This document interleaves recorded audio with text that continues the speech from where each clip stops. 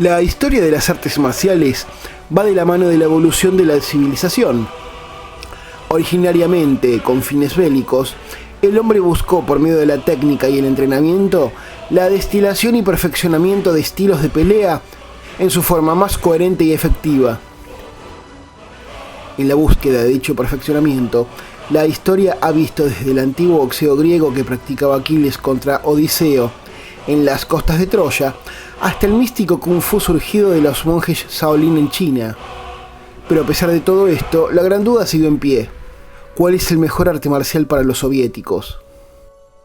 Esa pregunta se la formuló Lenin y ante la ausencia de respuesta, ordenó la creación de dicha disciplina. El nombre que recibió fue Sambo, cuyo significado es defensa personal sin armas. Esta es su historia y la de los hombres que lo crearon.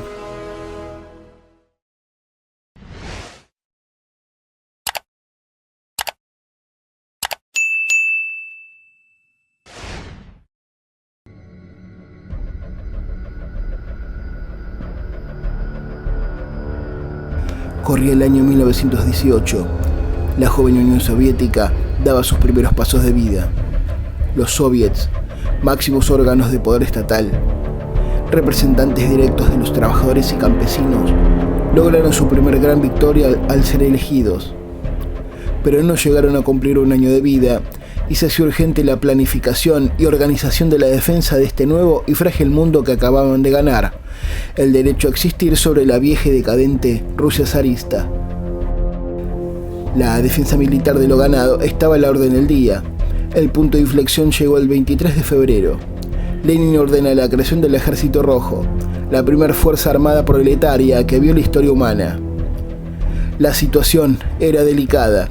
En menos de 2 meses, Japón, Turquía, Alemania, Finlandia, Checoslovaquia e Inglaterra comenzaron a invadir el terreno soviético, sin contar a la Guardia Blanca, que se mantenía fiel al zar y colaboraba localmente con los invasores. El recién nacido ejército proletario tendría su bautismo de fuego combatiendo a las principales potencias mundiales en una coyuntura de guerra civil. Lo cierto es que los comienzos de la Unión Soviética fueron violentos, pero esa violencia no significó el fin del mundo, sino el nacimiento de uno nuevo. Trotsky, designado comisario del pueblo para la guerra, entre 1918 y 1924 logró formar una fuerza militar disciplinada, partiendo de una masa armada compuesta por voluntarios, entre los que se encontraban obreros campesinos y exoficiales del ejército zarista.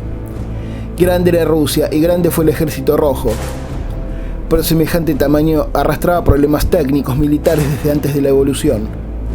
Trotsky ya se percató que ante semejante flujo de reclutas había incapacidad para educarlos de forma homogénea.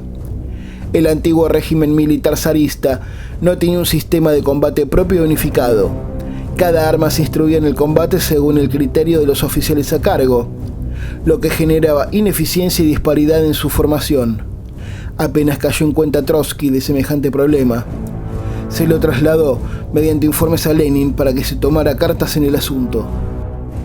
Notificado de la situación, Lenin ordenó la creación de un instituto llamado Formación General de Militares, con el objetivo estratégico de entrenar al Ejército Rojo en técnicas de combate cuerpo a cuerpo. Para llevar a cabo semejante desarrollo e investigación, se les seleccionó a 3 especialistas militares: Karl Lampiev,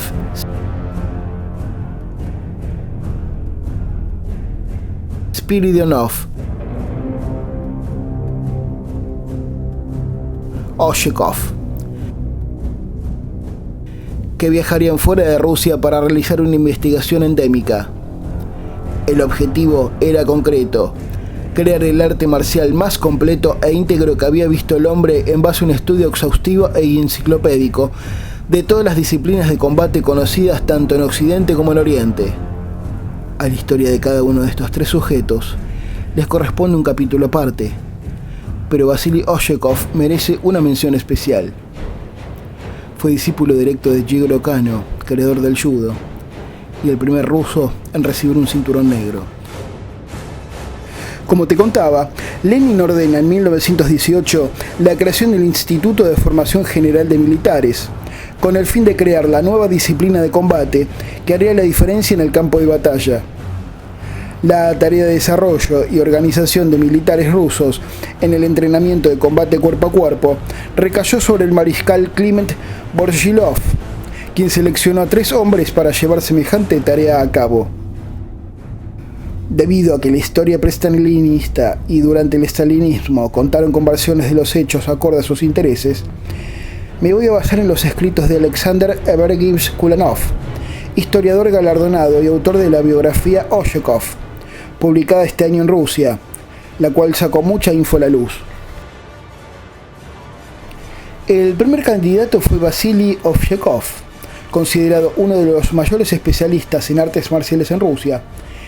Ganó semejante título gracias a su particular vida. Nació en 1893 en la isla de Yalim, puente natural entre la Rusia continental y Japón, fuente de infinitas disputas desde el siglo XVI. Los padres de Vasily fueron presos del Imperio japonés.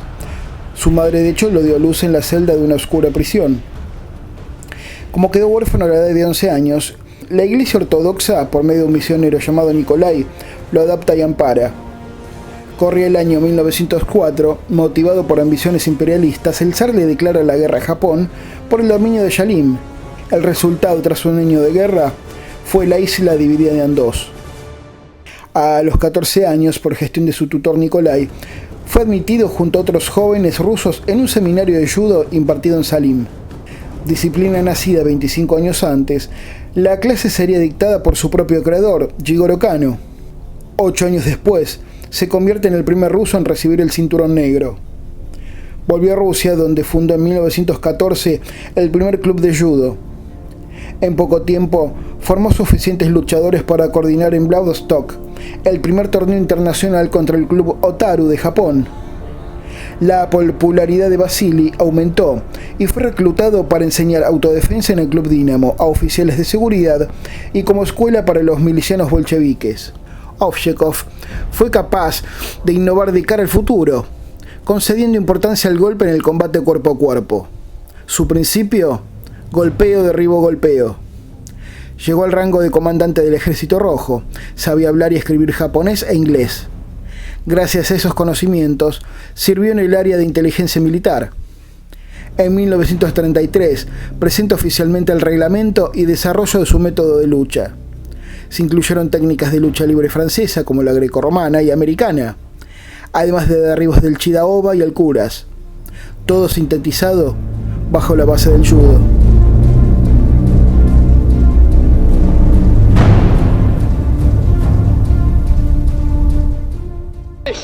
Троцкисты-зиновьевцы, которые являются прямыми врагами рабочего класса трудящихся, докатились до того, что они объединились с фашистами, объединились со всей нечистью, которая злобствует против первого советского государства, где господствует труд, где господствует рабочий класс вместе со всем трудовым народом нашего Советского Союза.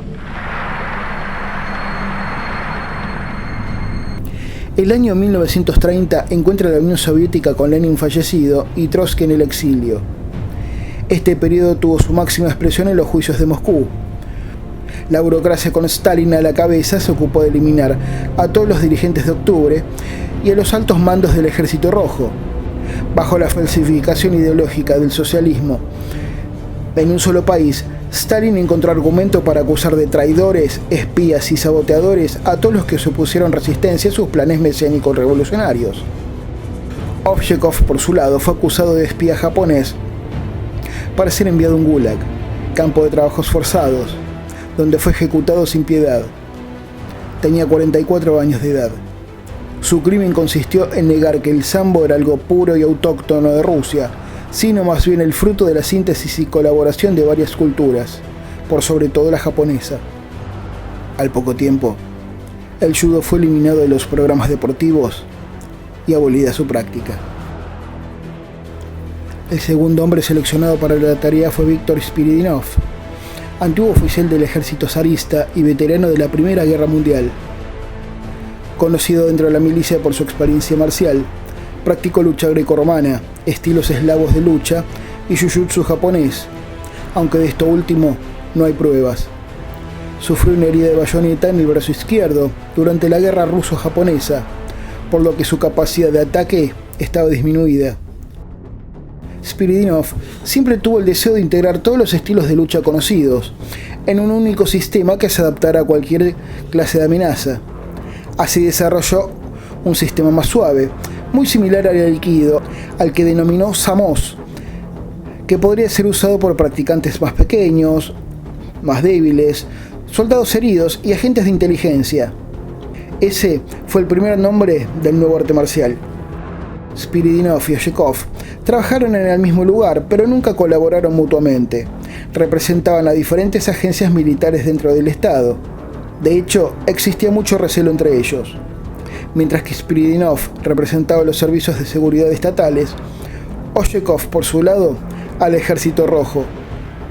El sistema de Oshekov era para el soldado, mientras que el de Spiridonov era para el saboteador tras líneas enemigas. La síntesis de ambos estilos fue lograda posteriormente por sus estudiantes, quienes supieron dejar las diferencias personales de lado. La revolución privó al capitán, retirado del Estado Mayor, de la pequeña pensión de oficial que recibía. Sobrevivió con trabajos esporádicos y en una ocasión fue arrestado brevemente. Con la política stalinista, su imagen se ensució. Murió en el olvido. Pocas décadas atrás, su historia fue rescatada y su imagen se limpió. El último hombre de la lista fue Anatoly Karlampiev, también entrenador del Dinamo. Siempre ocultó que fue alumno de Oshekov. Su único mérito fue adjudicarse la creación del sambo. Sus contactos políticos lograron que el Comité Deportivo de la Unión Soviética los optara como el deporte de combate oficial del país en 1938. Lo logró negando toda relación con el de Oshekov y las influencias extranjeras del mismo. Después de la guerra, Karlampiev quedó como la única cabeza visible del sambo. Su historia se tomó como verdadera y la propaganda del régimen stalinista hizo el resto, ocultando el verdadero origen. El nombre de su patriótico nuevo estilo fue Lucha Libre Soviética. A partir de mediados de 1940, la lucha libre olímpica empezó a practicarse en la Unión Soviética. Esto produjo una coincidencia de nombres que ocasionó que la lucha libre soviética pasase a llamarse Lucha Libre Sambo. Se aplicó esta denominación porque era aplicado tanto en la lucha deportiva como el sistema de defensa personal asociado. La terminología se simplificó pasando a llamarse simplemente Sambo. El 18 de diciembre del 2020 se celebró en Moscú, en el Salón de la Fama del Deporte del Complejo Deportivo Luzhniki, la solemne ceremonia de inauguración del memorial a los fundadores del sambo, Spiridonov, Oshekov y Karlampiev, dejándose de lado toda diferencia política histórica. A la ceremonia de apertura asistieron el presidente del Consejo de Administración de la Federación Panrusa de Sambo, Rashid Nurgalev, el ministro de Deportes, Oleg Matisyan, el presidente de la Federación Panrusa de Sambo, Sergei Elishev, y el director de la Escuela Sambo 70, Renat Leishev. El significado en ruso de las siglas Sambo literalmente significa defensa personal sin armas. Su doctrina consiste en dominar las 3 distancias de combate, aplicando los recursos de las diferentes escuelas. La larga distancia, dominada por las patadas, recibiría su influencia del estilo como karate, kung fu y posteriormente se incorporó el muay thai y el taekwondo de Norcorea. La media distancia, predilecta para el uso de puños, recibió su base del boxeo occidental y del wushu.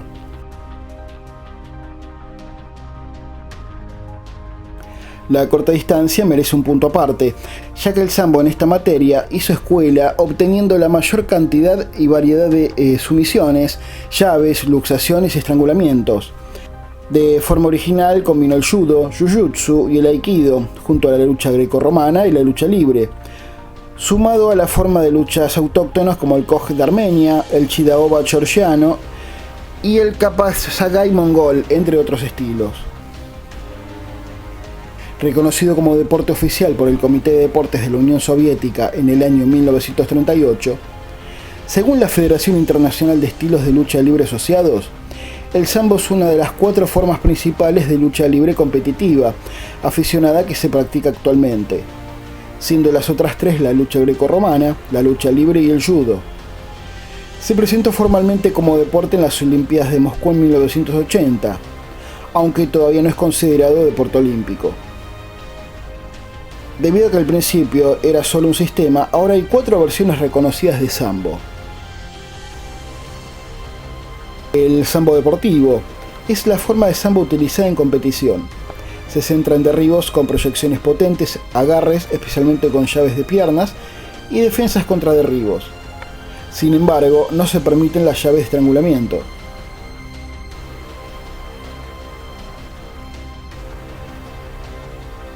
El sambo defensa personal, que está basado en la aplicación de técnicas de defensa contra atacantes armados como desarmados. Este programa está dirigido a un público civil.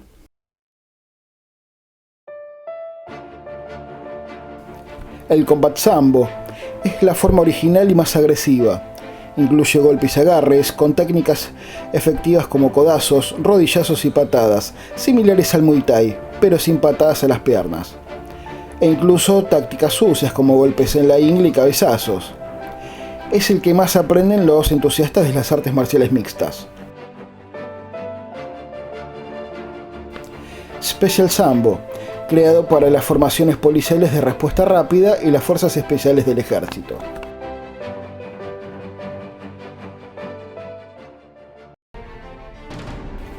La historia del sambo es testimonio vivo de cómo los orígenes y objetivos de este arte marcial fueron tergiversados y falsificados a favor de mantener el relato oficial stalinista.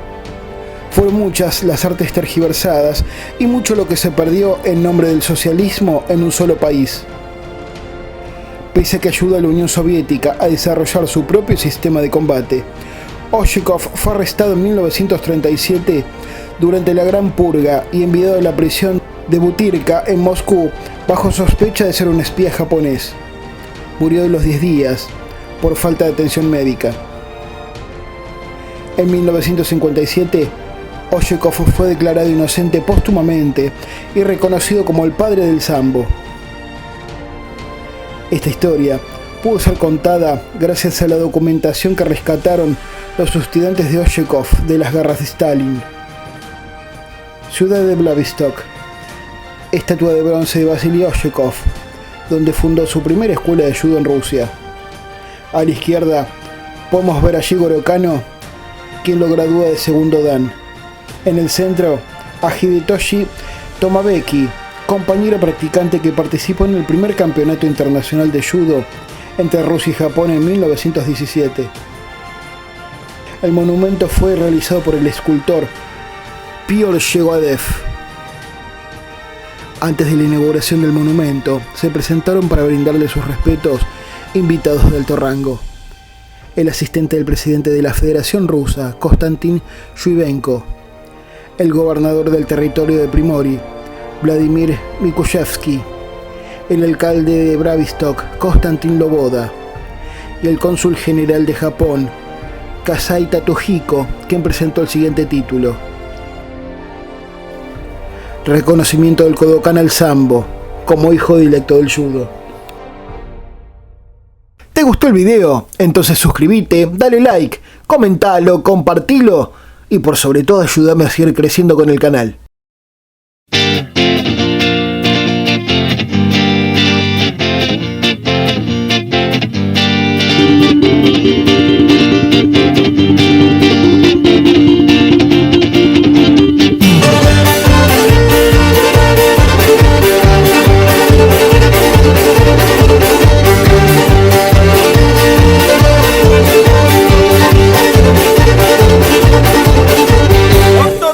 Кто там едет, посмотри, на хромой да на кобыле, это наши сковори. Сковори, народ потешный, едут с ярмарки домой. Кто раздетый, кто разутый, кто с разбитой головой.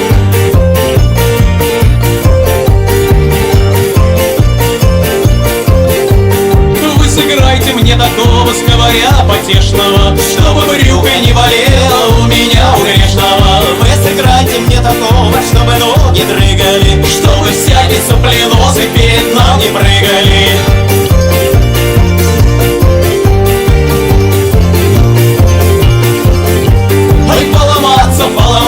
Поломаться хочется, а сказать-то и по правде, и подраться хочется. Это чей-то паренек выдает коленца, не досталось бы ему осиного